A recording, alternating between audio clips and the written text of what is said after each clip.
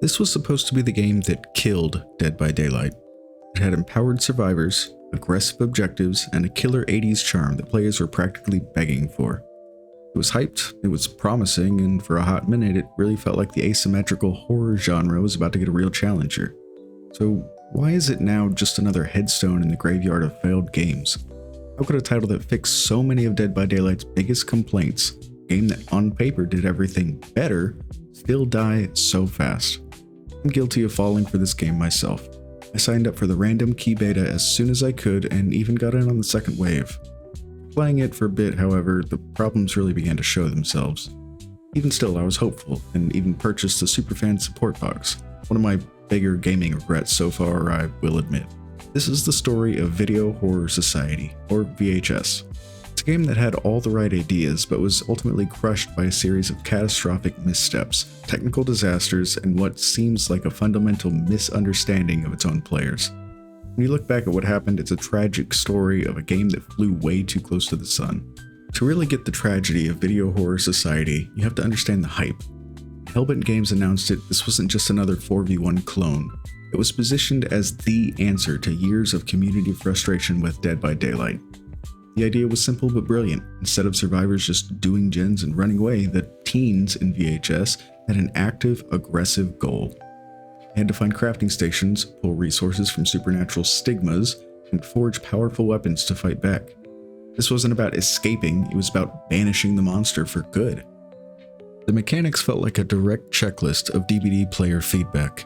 In VHS, survivors were actually powerful. Instead of just dropping a pallet and holding W, teens could craft weapons to stun, burn, or otherwise bully the monster. This one change completely flipped the power dynamic. Hated strategies in DBD like camping and tunneling were made incredibly difficult for monsters who relied on them in VHS. If a monster tried to camp a downed teen, the others could arm up, coordinate an attack, and force the monster away. It was a system built on teamwork and action, not just hiding and running. Even the little things seemed tailor-made to fix old annoyances. When a team was downed, they didn't just crawl on the floor waiting for a hook, they became a spectral form, floating around the map to collect orbs that would speed up their own recovery. It kept players in the game, even when they were losing.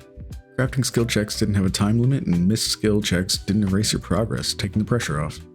Even the perk system felt more accessible, designed to enhance how you play rather than being absolutely required to win, which lowered the intimidating grind DBD is known for. And the aesthetic, that was a huge selling point. VHS leaned hard into a vibrant, campy 80s rental store vibe, packed with neon, synthwave music, and wild character designs. It felt fresh and fun. During its closed beta in late 2021 and early 2022, the hype was off the charts.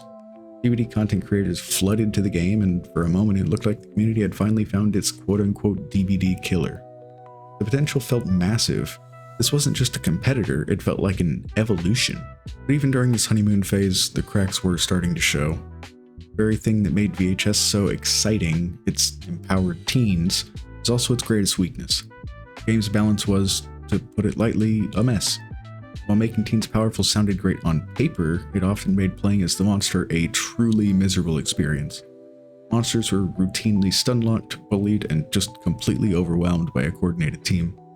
Winning as a monster wasn't about being a skillful hunter, it was about waiting for teens to make a huge mistake. This led to a totally predictable, catastrophic problem, which was queue times. Nobody wanted to play as the monster. Monster queues were instant, but teen queue times exploded, sometimes stretching to nearly an hour. The game just can't work if half the player base can't even get into a match. This was the #1 complaint for months, but the developers seemed slow to react, giving off the impression that they knew better than their own community. Then came the technical disasters. In early 2022, the game was hammered by a catastrophic string of DDoS attacks that knocked the servers offline for weeks, pulling the game's momentum for the better part of 2 months. The hype train completely derailed, viewership on Twitch vanished, and the excited player base just moved on. To make matters worse, the developers fumbled their communication during the downtime, leaving players feeling abandoned. Beyond the balance and server nightmares, there was a growing disconnect with the game's identity. For a game with horror in the title, VHS just wasn't scary. The monsters were criticized for looking more goofy than gruesome, the maps felt bland at times, and the game actively avoided gore. While DBD pulls players into a dark, terrifying world with iconic licensed killers, VHS felt more like a Saturday morning cartoon. It shot for 80s fun but forgot the horror, which ended up alienating the very audience it was trying to win over. When VHS finally came back from its long hiatus and launched into early access, the damage was already done. The game that had peaked with thousands of concurrent players was now struggling to keep a few hundred, and the core problems still weren't fixed. The new player experience was brutal. A huge skill gap had opened up between beta players and newcomers, and fresh players were getting absolutely stomped. The game didn't have a good tutorial to explain its complex crafting system, leaving lots of people feeling lost and frustrated, kinda like DBD now.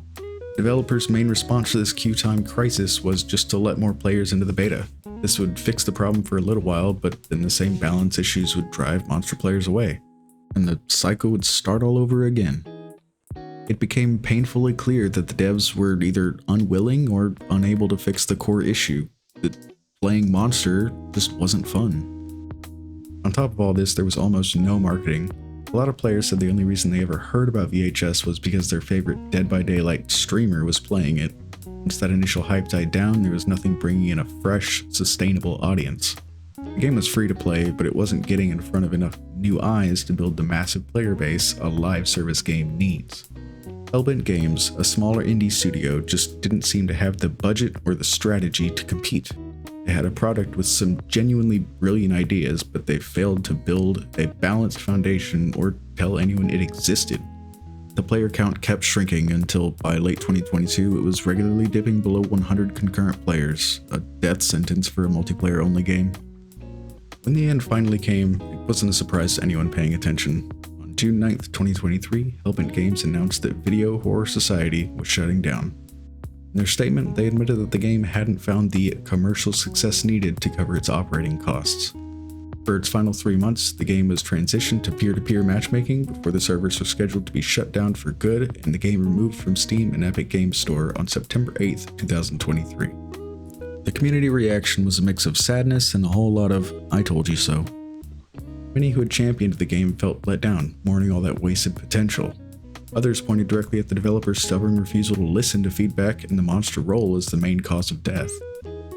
There was a shared sense of tragedy. The game that promised to solve all of DBD's problems had become a cautionary tale. It proved that good ideas aren't enough to keep a live service game alive. The community that once buzzed with excitement was now writing eulogies. Did you play VHS like I did? What do you think was the biggest reason for its failure? Let me know in the comments below. For me, again, I think it was the monster experience. It felt like a bully simulator to a lot of people, and that just wasn't appealing. So what's the lesson from the fall of Video Horror Society? It's that innovation is worthless without balance and solid execution. VHS correctly spotted the biggest complaints from the genre's largest player base and came up with creative solutions. Empowered survivors, active objectives, and less punishing mechanics were all things players said they wanted. The game swung the pendulum too far, creating a new set of problems that turned out to be even more destructive. By making teens so powerful, they made the monster role feel like a chore, which broke down the core gameplay loop and led to queue times that killed the game. By focusing so much on a lighthearted 80s vibe, they forgot the horror and failed to create a tense atmosphere that keeps players coming back. And by suffering from technical catastrophes and failing to market the game, they completely wasted their one big shot at capturing a huge, eager audience.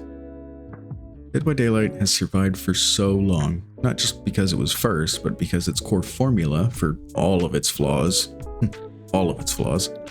it's usually fun enough for both sides. It delivers on its promise of being a horror game.